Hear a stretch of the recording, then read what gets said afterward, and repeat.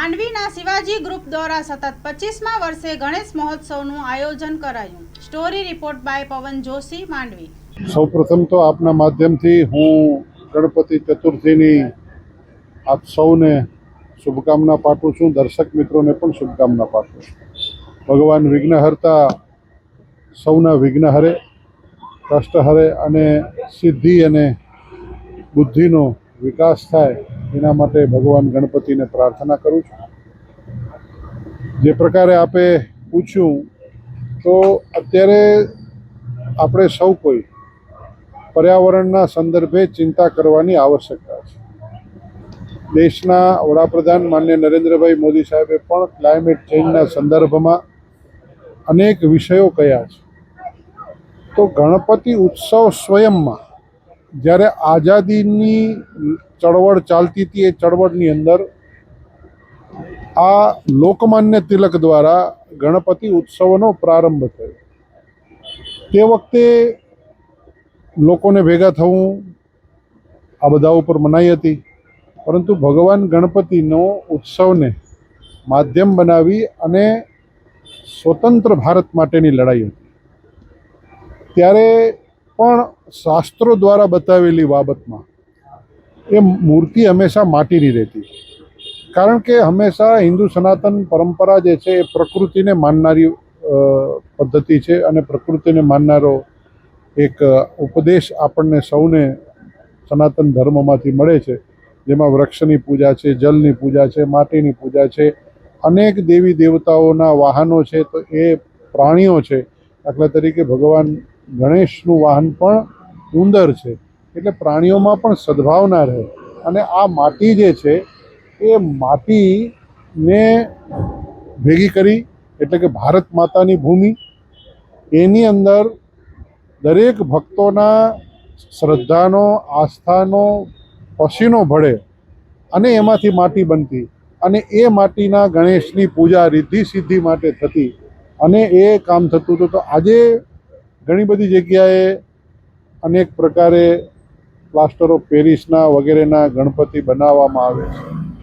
હું કોઈની શ્રદ્ધા ઉપર કંઈ મારે કહેવું નથી, પરંતુ આપણે સૌએ સમજવું જોઈએ કે આપણી પરંપરા શું છે। એ પરંપરા છે પ્રાકૃતિક પૂજાની। માટીના બનાવો, ગોબરના બનાવો, અથવા પ્રકૃતિ ઇકો ફ્રેન્ડલી ગણપતિનું નિર્માણ થવું જોઈએ। શિવાજી ગ્રુપ અહીંયા 25 વર્ષથી ગણપતિ ઉત્સવ કરે છે અને એણે ખૂબ પ્રેરણાદાયક પગલું લોકોને આપ્યું છે। એમણે એક પંચધાતુની ભગવાન ગણપતિની મૂર્તિ લઈ લીધી। એ ભગવાન ગણપતિની મૂળ મૂર્તિની પાસે નાનકડી માટીના ગણેશ મૂકીને એની પૂજા થાય છે અને પંચધાતુની મૂર્તિ છે એને સૌ યુવાન મિત્રોએ, અહીંના શિવાજી ગ્રુપના સૌ યુવાન મિત્રોએ પોતાના બળે સાથે મળીને ગોલ્ડ પ્લેટેડ કરી છે, ચાંદી પ્લેટેડ, સિલ્વર પ્લેટેડ સિંહાસન પણ બનાવ્યું છે અને કાયમ મૂર્તિ એ જ રહે છે, વિસર્જન એનું નથી થતું। એના સાથે જે પ્રતીક મૂર્તિ છે એ પ્રતીક મૂર્તિનું વિસર્જન કરે છે ભાવપૂર્તિ અને યુવાનોની અંદર આપણને સૌને આ શ્રદ્ધા ધર્મ પ્રત્યે પ્રેરે છે। માટે ભગવાન ગણપતિનું પણ જે સ્વરૂપ છે એ સ્વરૂપ પણ આપણને પ્રેરણા આપે છે કે ભગવાન ગણપતિની આંખો ઝીણી છે, એ આપણને મને તમને ઝીણી નજરે સમાજ જીવનની અંદર જીવવા માટેની પ્રેરણા આપે છે। ભગવાન ગણપતિના કાન મોટા છે, તો હંમેશા બીજાને સાંભળવું એ પ્રકારનો ભાવ મને તમને સૂચવે છે। ભગવાન ગણપતિનું પેટ મોટું છે, એટલે કે સાંભળેલી જે વાત છે એ પોતાના પેટમાં રાખે। ભગવાન ગણપતિનું સૂંઢ છે, એ સૂંઢ એક સૂંઘવાનું પ્રકાર કરે છે, એટલે કે વસ્તુને, હવાને, સમયને પારખવાનો વિષય છે।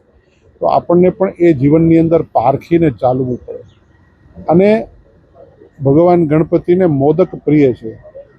એ મોદક મૂળત સ્વરૂપમાં કોપરાનું, અંદર ખાંડ કે ગોળ અને ઉપર લોટનું બનાવી અને એ જ્ઞાનનું પ્રતીક છે કે એને જેમ જેમ ધીમે ધીમે સ્વાદ લેવામાં જાય એમ એમ એનો સ્વાદ મધુર થતો હોય છે। એટલે કે રિદ્ધિ સિદ્ધિના દાતા ભગવાન ગણપતિ એટલે છે કે મનુષ્ય પોતે પણ પોતાના જીવનમાં આ પ્રકારેનું રહી વર્તી અને કરે। તો સાથે સાથે અત્યારે આપણને ગણેશોત્સવની અંદર આપણા દેશના વડાપ્રધાન મોદી સાહેબે કીધું છે અને આવનારી દિવાળી સમય પર આપણે સૌ કોઈ સ્વદેશીનો આગ્રહ રાખીએ. જેમ અગાઉ સ્વતંત્ર ભારત માટેની ગણપતિ ઉત્સવના ઉજવાતા હતા, આપણે હવે આત્મનિર્ભર ભારત માટે ગણપતિ ઉત્સવનો કાર્ય કરીએ. સૌએ સાથે મળીને હું આપ સૌના માધ્યમથી દર્શક મિત્રોને, સૌ આયોજકોને અને જેટલા છે તમામને કહેવા માગું છું કે તમામ ગણપતિ ઉત્સવ ઇકો ફ્રેન્ડલી થાય, પર્યાવરણ અને પ્રિય બને, પર્યાવરણને અનુલક્ષીને હોય અને સ્વદેશી, અને આપણે પણ સૌ કોઈ સ્વદેશી વસ્તુઓનો આગ્રહ રાખી. જૂની કોઈ હોય એને હું કોઈ એમ નથી કહેતો કે ઘરમાંથી ફેંકી દો, પણ નવી જે કંઈ પણ વસ્તુ લઈ એ આપણા ભારતના માટીમાં બનેલી, ભારતના મજદૂરના પરસેવાની ખુશ્બુવાળી એ આપણે લઈએ તો આપણે આત્મનિર્ભર ભારતનો પણ સંદેશ આ ગણેશોત્સવ દ્વારા આપવો જોઈએ. એ ભાવથી હું આપની સાથે વાત કરું. ના તમામ લોકો કોઈ પણ જાતનો ધાર્મિક તહેવાર હોય ત્યારે એ અમને ખૂબ જ સાથ સહકાર આપતા હોય છે.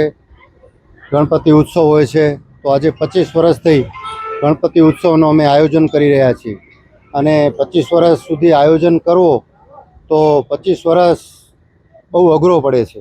25 વર્ષ દર વર્ષને આટલો બધો મોટો ખર્ચો થતો હોય છે, જમણવાર થતો હોય છે, પણ આ વિસ્તારના લોકોની લાગણી અને સાથ અને સહકાર અમને પૂરતો મળતો હોય છે. ત્યાં જ આ ધર્મના કાર્યો થઈ રહ્યા છે.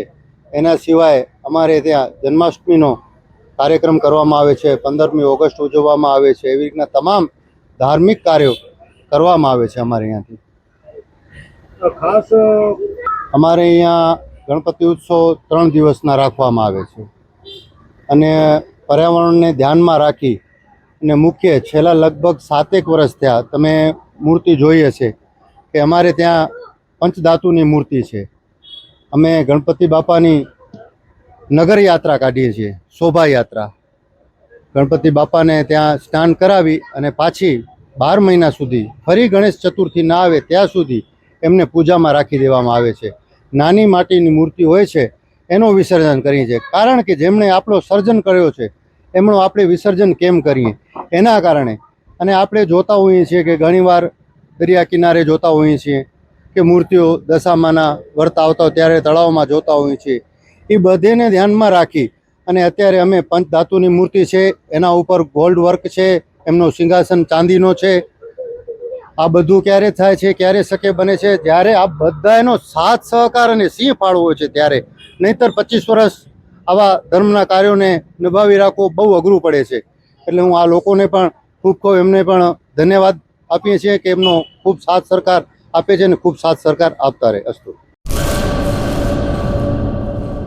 सागर लक्ष्मी एग्रीसीड्स ना एरंडा बियारण स्टार्ट ऑन. લીલા લીલા છોડવાને એરંડા ભરપૂર, સુકારામાં ટકી રહે ને ઉપજ ભરપૂર. स्टार्ट ऑन एरंडा बियारण कॉस्मोस. લાંબી જાચેરી માળોમાં શક્તિ છે ભરપૂર. સુકારો ઓછો ને પાકે ઉપજ લખલૂટ. कॉस्मोस एरंडा बियारण.